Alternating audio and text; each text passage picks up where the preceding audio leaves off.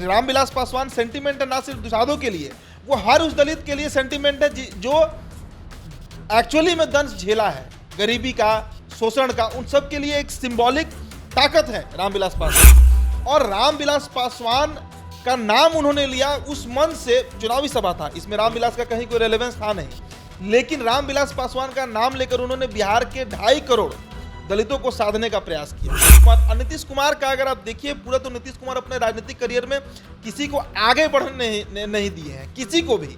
वो रामविलास पासवान के साथ ही वो कहानी नहीं है। उनके नज़र में चिराग ज़्यादा बड़ा नेता दलितों का है as compared to Jitan Ram Manjhi. हम जीतन राम मांझी के कद को नहीं बता रहे हैं, बहुत चिराग पासवान से बहुत सीनियर लीडर है, उनके पिता के मतलब एज ग्रुप के हैं और सीनियरिटी में वही आएंगे। लेकिन एज अ लीडर चिराग का इम्पैक्ट आज बिहार में बहुत बड़ा हो चुका है और इस बात का आभास बीजेपी को हो चुका है। यही कारण है ना कि 18 जुलाई को जो दिल्ली में एनडीए की बैठक हुई अमृतेश, उसमें चिराग पासवान को खुद नरेंद्र मोदी ने हाथ पकड़कर एनडीए में लाया। पहले आनंद मोहन का प्रकरण भी हुआ। आनंद मोहन ने जिस डीएम की हत्या की, जी कृष्णैया, जिस आरोप में वो सजा याफ्ता हुए, उनको जेल मैनुअल बदलकर जेल से बाहर निकालना बहुत मतलब निगेटिव मैसेज दलितों के बीच गया था। और चिराग पासवान जब बिहार रहते हैं, चाहे वो नवादा जाए, लखीसराय जाए, जमुई जाए, हाजीपुर जाए, बक्सर जाए, गया जाए, मोतिहारी जाए, कहीं भी जाए, हर जगह नीतीश कुमार को दलित विरोधी के रूप में पेश कर रहे हैं। और चिराग पासवान के बात का इम्पैक्ट पड़ता है दलितों पर। जनता जो है वो अपना विधायक को चुनती है, विधायक सीएम को चुनता है, जनता सांसद को चुनती है, सांसद प्रधानमंत्री को चुनता है। यही क्राइटेरिया है। अब इस पर नीतीश कुमार सबको कहते हैं। आरसीपी सिंह के बारे में उन्होंने कहा कि आरसीपी को हमने बनाया, प्रशांत किशोर को हमने बनाया, उपेंद्र कुशवाहा मेरे पास चला आया था। ये जो भाषा है नीतीश, आप गया चले जाइए, 2020 का अपना हम एक एक्सपीरियंस आपसे शेयर कर रहे हैं। वहाँ पर मांझी वोट बहुत ज़्यादा है, मुसहर वोट आपको शहरी इलाका में भी मिलेगा, ग्रामीण इलाका में तो बहुत ज़्यादा मिलेगा। वहाँ के जो मुसहर हैं गया के, उनसे जब बातचीत मेरी हो रही थी, वो लोग जीतन राम मांझी से अधिक चिराग के पक्ष में बोलते हैं। नमस्कार, मैं हूं अमृतेश और आप देख रहे हैं द बिहार टॉप। बिहार विधानसभा का शीतकालीन सत्र चल रहा था। भले वो शीतकालीन सत्र हो, लेकिन माहौल गर्मा गर्मी का रहा। नीतीश कुमार जीतन राम मांझी पे भड़के और महिलाओं को लेकर आपत्तिजनक टिप्पणी भी की, जो जनसंख्या नियंत्रण पे बोल रहे थे।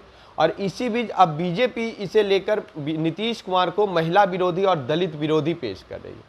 आपको याद होगा कि मध्य प्रदेश में किसी एक सभा में, चुनावी सभा था, वहाँ पे नरेंद्र मोदी ने महिला विरोधी बताते हुए नीतीश कुमार पे तल्ख टिप्पणी की थी। और कल तेलंगाना में नीतीश कुमार, सिकंदराबाद में नीतीश कुमार को दलित विरोधी कहकर रामविलास को याद किया और बोला कि उनके साथ भी नीतीश कुमार हमेशा उनको अपमानित करने का काम किया है। इसी मुद्दे पे बात करने के लिए हमारे साथ हमारे सहयोगी उदित आर्यन जी हैं। उदित जी, कल जिस तरीके से नरेंद्र मोदी ने नीतीश कुमार को घेरा है और खास करके ऐसे घेरा उनको, मतलब वो दलित विरोधी के रूप में, हाँ, तो आप इसे कैसे देख रहे हैं?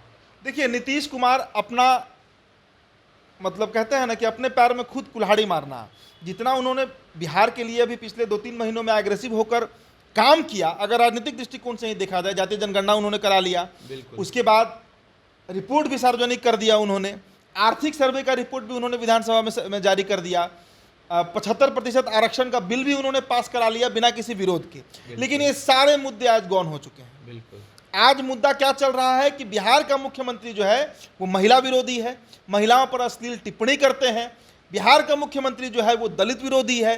कभी रामविलास पासवान को राज्यसभा जाने के लिए अड़ंगा लगाना, तो कभी जीतन राम मांझी को सार्वजनिक जीवन में जिस तरीके का भाषा का प्रयोग नीतीश कुमार किए, सच में ये अकल्पनीय था। बिल्कुल बिल्कुल। आप तुम तड़ांग कर रहे हैं, वो भी विधानसभा के पटल पर।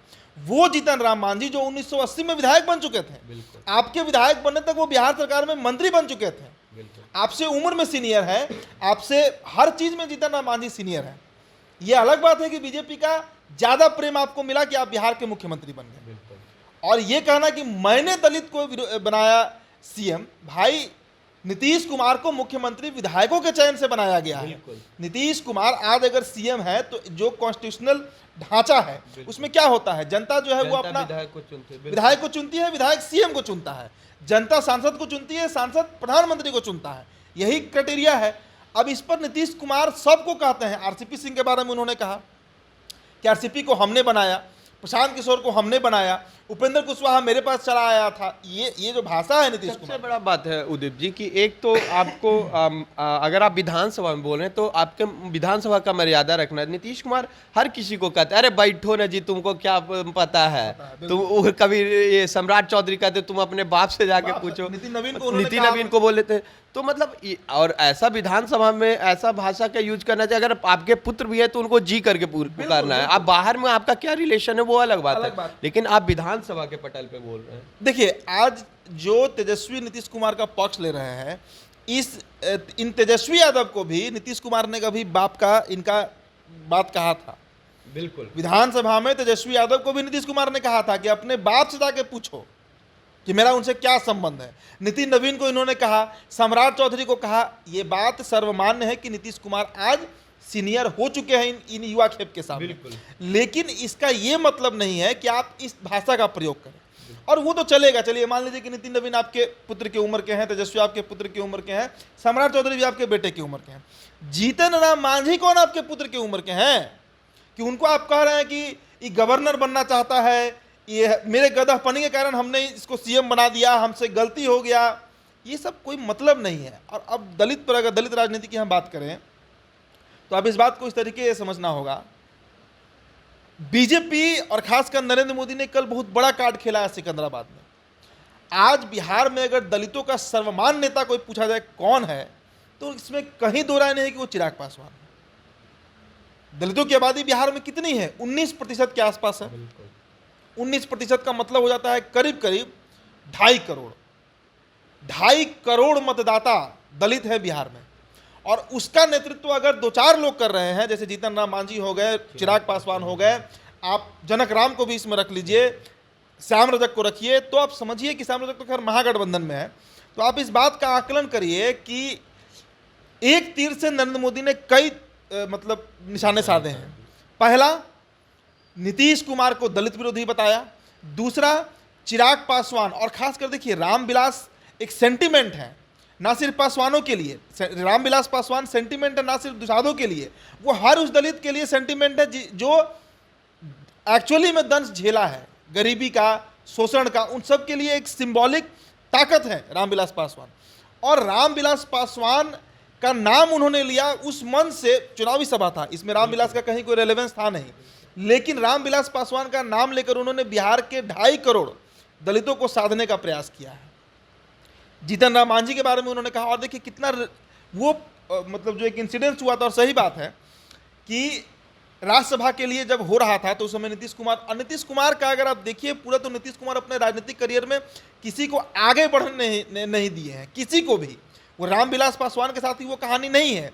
आप बताइए ना कि तेजस्वी यादव को ही मुख्यमंत्री क्यों नहीं बनने दे रहे हैं नीतीश कुमार इनको मुख्यमंत्री बनाकर खुद केंद्र की राजनीति में चले जाते हैं, लेकिन नीतीश कुमार किसी को आगे अपने करियर में बढ़ने नहीं दिए। आज अगर आपसे पूछा जाए अमृतेश कि जदयू में आप नंबर 2 का नेता बता दीजिए, एक नाम नहीं मिलेगा। ये जितने लोग हैं, संजय झा, विजय चौधरी, ललन सिंह, ये सब लोग 3रे नंबर पे हैं, 5वें नंबर पे हैं, 10वें नंबर पे हैं। सेकंड खेप जो होता है ना, जो जस्ट टॉप लीडर के नीचे का जो खेप होता है वो खाली पड़ा हुआ है। नीतीश कुमार उस जगह को हमेशा ब्लैंक रखे हैं, उसको कभी फिल होने ही नहीं दिए, वो ब्लैंक ही रखे हैं, क्योंकि नीतीश कुमार कभी नहीं चाहेंगे कि उनका कोई प्रतिद्वंदी कम से कम उनकी पार्टी में खड़ा हो जाए। और जीतन राम मांझी वाला प्रकरण बहुत भारी पड़ेगा। और इसके पहले आनंद मोहन का प्रकरण भी हुआ। आनंद मोहन ने जिस डीएम की हत्या की, जी कृष्णैया, जिस आरोप में वो सजा याफ्ता हुए, उनको जेल मैनुअल बदलकर जेल से बाहर निकालना बहुत मतलब निगेटिव मैसेज दलितों के बीच गया था, बहुत निगेटिव मैसेज। और जी कृष्णैया की पत्नी तो बजाते सुप्रीम कोर्ट में फाइल भी की हुई है पिटीशन, इस पर सुनवाई भी अब जनवरी में होने जा रहा है। अभी सुनवाई होने वाला था लेकिन वो टल गया जनवरी के महीने के लिए। तो नीतीश कुमार अब दलितों के बीच किस मुंह से जाएंगे? और चिराग पासवान जब बिहार रहते हैं, चाहे वो नवादा जाए, लखीसराय जाए, जमुई जाए, हाजीपुर जाए, बक्सर जाए, गया जाए, मोतिहारी जाए, कहीं भी जाए, हर जगह नीतीश कुमार को दलित विरोधी के रूप में पेश करते हैं। और चिराग पासवान के बात का इम्पैक्ट पड़ता है दलितों पर। आप गया चले जाइए, 2020 का अपना हम एक एक्सपीरियंस आपसे शेयर कर रहे हैं। वहाँ पर मांझी वोट बहुत ज़्यादा है, मुसहर वोट आपको शहरी इलाका में भी मिलेगा, ग्रामीण इलाका में तो बहुत ज़्यादा मिलेगा।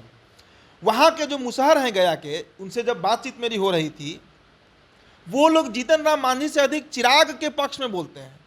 उनके नज़र में चिराग ज़्यादा बड़ा नेता दलितों का है as compare to Jitan Ram Manjhi. हम जीतन राम मांझी के कद को नहीं बता रहे हैं, बहुत चिराग पासवान से बहुत सीनियर लीडर है, उनके पिता के मतलब एज ग्रुप के हैं और सीनियरिटी में वही आएंगे, लेकिन एज अ लीडर चिराग का इम्पैक्ट आज बिहार में बहुत बड़ा हो चुका है और इस बात का आभास बीजेपी को हो चुका है। यही कारण है ना कि 18 जुलाई को जो दिल्ली में एनडीए की बैठक हुई अमृतेश, उसमें चिराग पासवान को खुद नरेंद्र मोदी ने हाथ पकड़कर एनडीए में लाया, ज्वाइन कराया इनको, और चिराग पासवान आने के मूड में नहीं थे। 3 बार नित्यानंद राय को इनके घर आना पड़ा था, 3 बार, तब चिराग वहां पर पहुंचे थे। तो आज बिहार में दलित जिधर वोट कर दे 19% और 10% सवर्ण, तो कम से कम ये 29-30% वोट एक मुश्त बीजेपी चाह रही है कि उसकी तरफ ट्रांसफर हो, क्योंकि आरक्षण का जो कार्ड नीतीश कुमार चले हैं वो बेहद घातक बीजेपी के लिए साबित हो सकता है। क्योंकि ईबीसी रिजर्वेशन जो देखिए 12% ओबीसी का रिजर्वेशन है, 16% के आसपास ईबीसी का रिजर्वेशन है जो बढ़ाया गया है अभी। तो आप समझिए कि अगर ईबीसी वोट जो ट्रेडिशनली बीजेपी को वोट करती रही है, वो अगर गलती से भी नीतीश के साथ शिफ्ट हुआ तो बीजेपी का साथ उस समय दलित अगर नहीं दिए तो बीजेपी यहाँ लड़खड़ा जाएगी। इसलिए अब दलित को साधने के लिए अधिक से अधिक प्रयास बीजेपी जो है वो करेगी। तो दलित और महिलाओं की साधने की कोशिश बीजेपी कर रही है, देखिए कहां तक सफल होती है। फिलहाल इस रिपोर्ट में इतना ही। आपको कैसा लगा आप हमें कमेंट बॉक्स में बता सकते हैं। यदि आपने हमारे चैनल को सब्सक्राइब नहीं किया तो सब्सक्राइब करें, हमारे पेज को फॉलो करें। धन्यवाद।